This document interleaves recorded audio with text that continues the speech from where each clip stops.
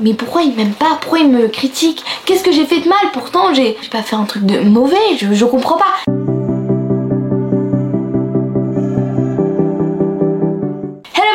J'espère que vous allez bien.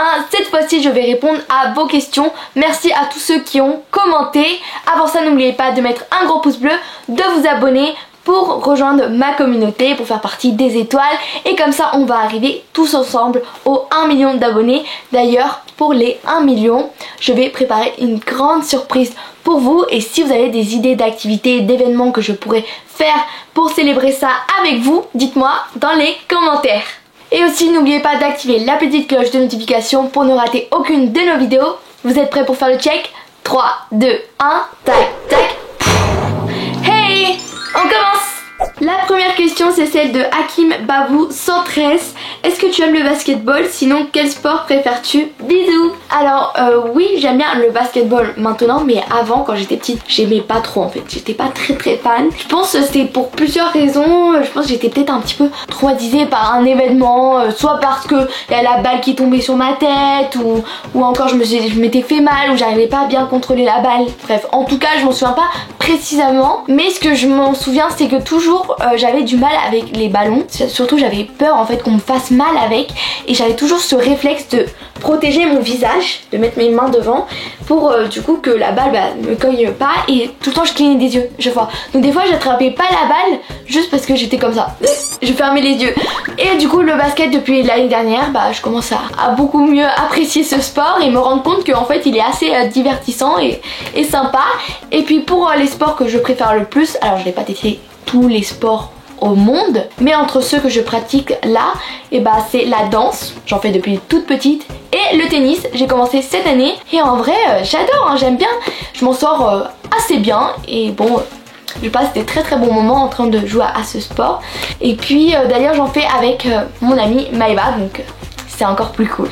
Thomas demande c'est quoi ton jeu préféré de Roblox? Alors il y en a plusieurs en vrai, mais un thème particulier que j'aime le plus c'est où il faut s'échapper, il faut survivre, les jeux un peu comme ça. C'est assez rigolo à jouer entre amis, comme par exemple Granny ou Piggy, vous voyez les jeux comme ça, c'est super rigolo. Et d'ailleurs j'ai une autre chaîne qui s'appelle Kiara Gamer Girl, je vous invite à aller vous abonner, à regarder mes vidéos etc. Car en plus très bientôt je vais faire un concours, comme ça vous allez pouvoir gagner plein de Robux. Donc si vous êtes intéressé, j'invite du coup à vous abonner à la chaîne et puis aussi à rejoindre mon groupe Roblox Kiara Gamer Girl. La prochaine question c'est celle de David. Il me demande qu'est-ce que tu voudrais faire quand tu seras plus grande? Ça c'est une bonne question, on me la pose assez souvent et c'est toujours la même réponse, j'ai envie de devenir actrice. Et puis il y a d'autres activités, des choses que j'ai envie de faire en fait, de découvrir. Mais bien sûr mon objectif number one c'est celui de devenir une actrice, et puis bien évidemment continuer d'être une créatrice de contenu. D'ailleurs quelque chose qui serait pour moi un symbole de la réussite dans ma vie, ça serait de gagner un prix très important, comme par exemple un Oscar ou un César. Donc oui, c'est quand même très difficile, mais ce n'est pas impossible, voilà. Ou sinon un Oscar, j'aimerais bien pour un second rôle, ça aussi c'est un très bon prix. Bref, etc. Quelque chose qui est très important, très symbolique dans le monde du cinéma. D'ailleurs si vous avez déjà un métier de rêve en tête, dites-le moi dans les commentaires. Et aussi croyez en vous, croyez en vos rêves. Faites le mieux que vous pouvez et aussi faites surtout quelque chose qui vous passionne, qui vous rend heureux. Mimi Paris me demande quelle est ta matière préférée et celle que tu aimes le moins. Alors déjà pour mes matières préférées, parce que oui j'en ai plusieurs, déjà c'est tout ce qui est les langues. Moi j'adore les langues, c'est quelque chose qui me passionne et je m'en sors plutôt pas mal. Donc le français, l'anglais, l'espagnol et aussi le sport, j'adore. Et puis pour celle que j'aime le moins, c'est surtout la physique chimie. Oui, alors j'ai quand même des grandes difficultés avec la physique chimie. Des fois j'ai l'impression que tu me parles une autre langue, genre non même pas une autre langue en fait, tu me parles la langue extraterrestre, genre je sais pas mais genre je comprends rien, voilà je comprends rien et j'aime pas trop. Donc bon, je suis pas très fan, mais je pense que si c'est très important les profs, en fait si t'as un bon prof et qui par exemple t'enseigne une matière que de base t'aimes pas, et d'un coup tu peux changer. D'un coup une matière que tu détestais, tu te disais non j'aime pas, je suis nulle et tout, là d'un coup t'es là, t'as des bonnes notes, tu t'en sors bien, t'adores, enfin c'est aussi un peu de la magie en fait, c'est les profs aussi qui rapportent un peu de magie on va dire. Donc moi par exemple, ça peut choquer quelques personnes, mais j'étais quelqu'un de assez réservé, hein, timide dans les classes, dans les cours, et je ne participais quasiment jamais, voilà. Et du coup, dans quasiment tous mes bulletins de ma scolarité, il y a Clara ne participe pas assez, Clara ne participe pas assez, nanana.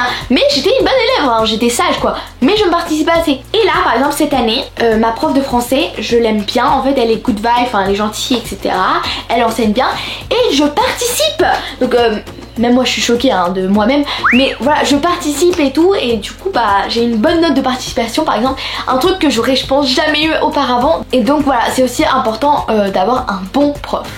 Là nous avons Secret BTG qui me demande quel est ton style de musique préféré et qui est ton ou ta chanteuse préférée.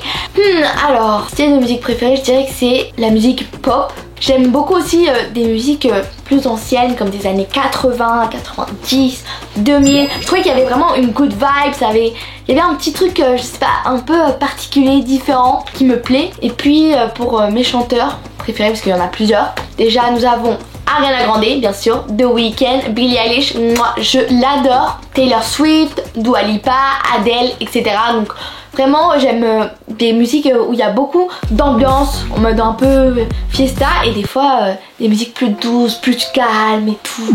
Ça dépend énormément de mon humeur. Et j'aime sinon aussi des groupes de musique comme par exemple The Neighborhood et j'en passe.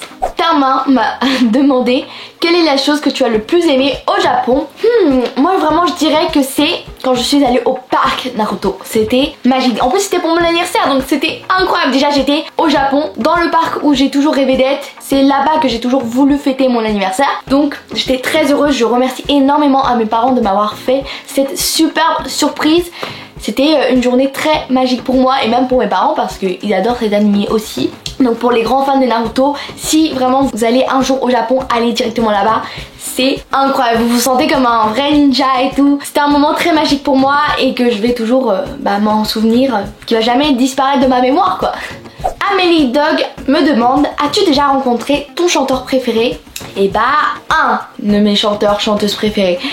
pas tous parce que comme vous avez pu le voir avant, il y en a beaucoup que j'aime.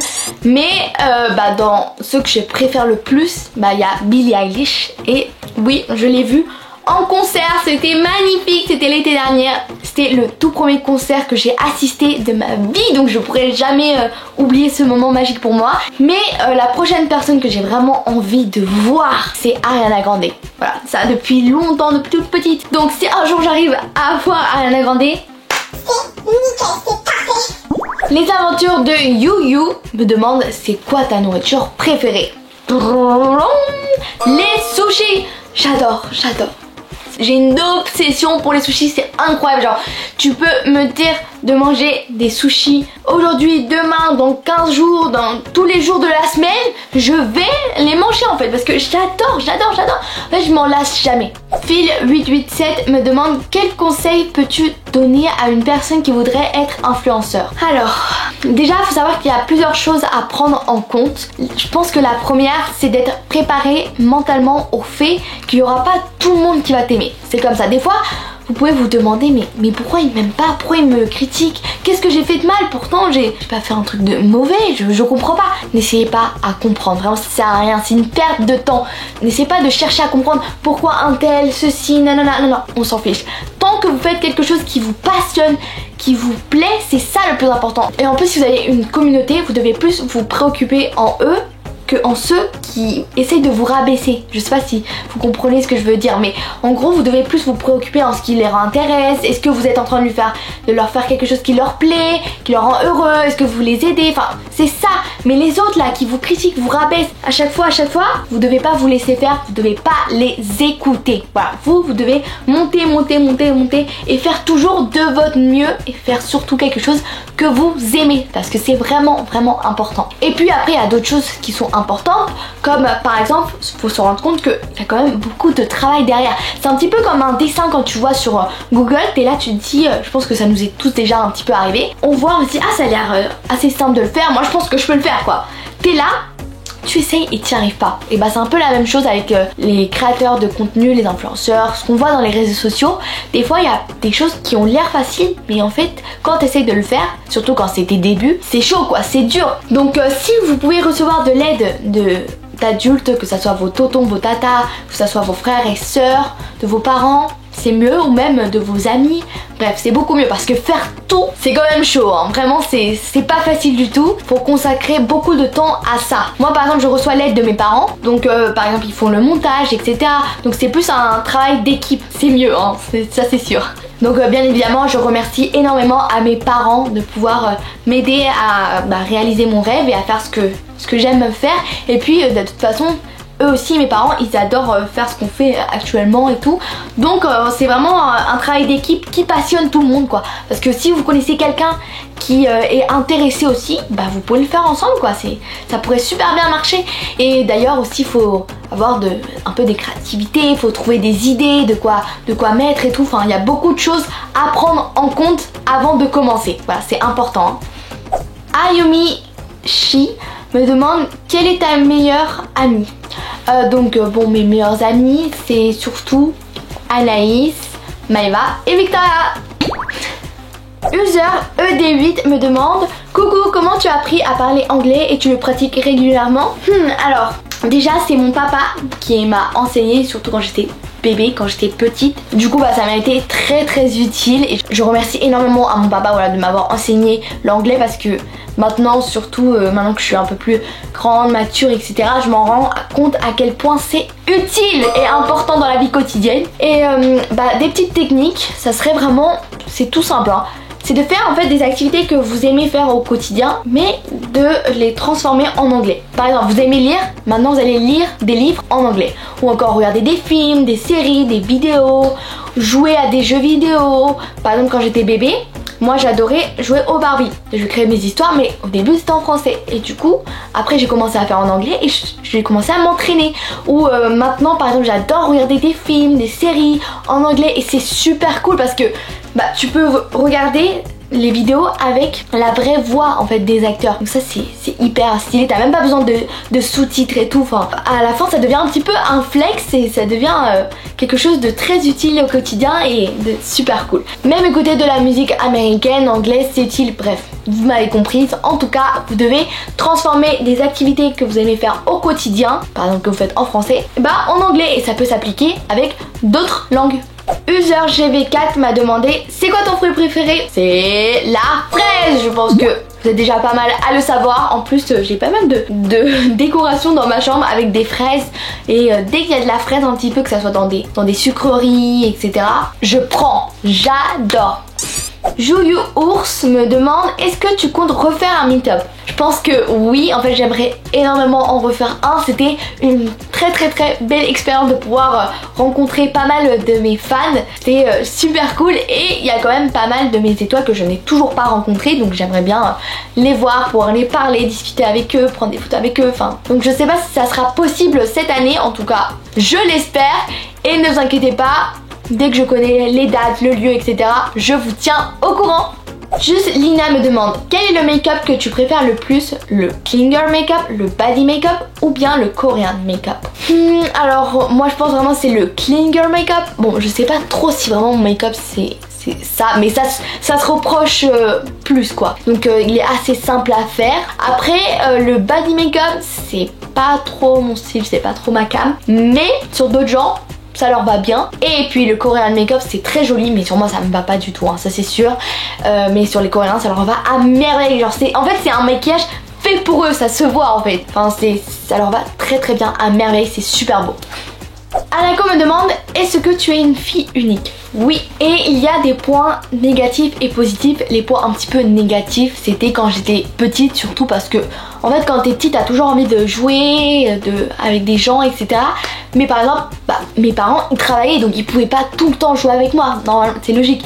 Mais dès qu'ils étaient libres, ils avaient l'occasion de pouvoir le faire, ils le faisaient. Et en fait après ça me dérangeait pas autant que ça, vu que quand je jouais par exemple au Barbie, bah vu que c'est mon histoire, ça se passait comme moi je voulais. Donc bon, ça c'était ok quoi, à force je crée mes propres histoires, enfin ça se passait bien, genre ça me dérangeait pas non plus tellement. Et puis maintenant que je suis plus grande, bah ça me dérange pas du tout.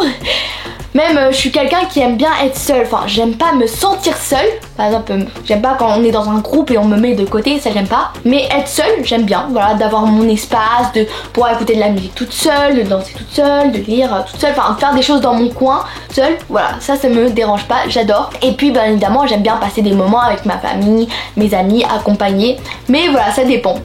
Sarah demande quel est ton personnage d'animé préféré. Je pense que maintenant vous l'avez compris, d'ailleurs il suffit juste de voir ma chambre et vous allez comprendre, c'est Naruto. Voilà, il y a Naruto de partout, j'adore Naruto, c'est mon personnage préféré et je pense que ça ne risque pas de changer. C'est le moment de la dédicace et les personnes sont Pauline et Lina. Merci de regarder nos vidéos et partager, je vous fais plein de gros bisous. J'espère que cette vidéo vous aura plu, on se voit très prochainement dans une nouvelle vidéo. Bye bye, gros bisous, je vous adore.